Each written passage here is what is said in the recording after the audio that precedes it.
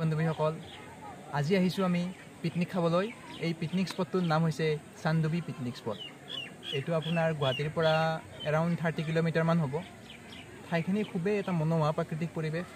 এইখিনি আপোনালোকে চাব পাৰে। আজি লোকেল অৰণ্য পৰিৱেশ। আজি হৈছে শেষৰটো ৰবিবাৰ, এইটো 2026 চনৰ শেষৰটো ৰবিবাৰ। ঠিক আছে, আপোনালোকক মই এই গোটেই সবিশেষ অলপ বিতংভাৱে দেখাই দিম ভিডিঅ'টোত, আৰু কি ৰেষ্ট্ৰিকশ্যন আছে সেইখিনিও মই ক'বলৈ যত্ন কৰিম। ইয়াত আহিলে আপোনালোকে এইটো হৈছে চান্দুবি যিটো বিল হয়। এটা প্ৰসিদ্ধ আছে কি, এটা মানে ভূমিকম্পৰ ফলত এই চান্দুবি এখন পাহাৰ আছিলে, পাহাৰখন তলত গৈ কিনে এইটো বিললৈ পৰিৱৰ্তন হৈছে। চ' ইয়াতে বহুত মানুহ আহিছে আজি। আৰু ইয়ালৈ আহিলে যিটো গেট চেকিং পইণ্ট আছে, তাত মানে মিউজিক ছিষ্টেমটো এলাউ কৰা নাই। চ' আপোনালোকে যদি আহিম বুলি ভাবিছে তেতিয়াহ'লে মিউজিক ছিষ্টেমটো এভইড কৰাই বেটাৰ হ'ব মানে আপোনালোকৰ কাৰণে।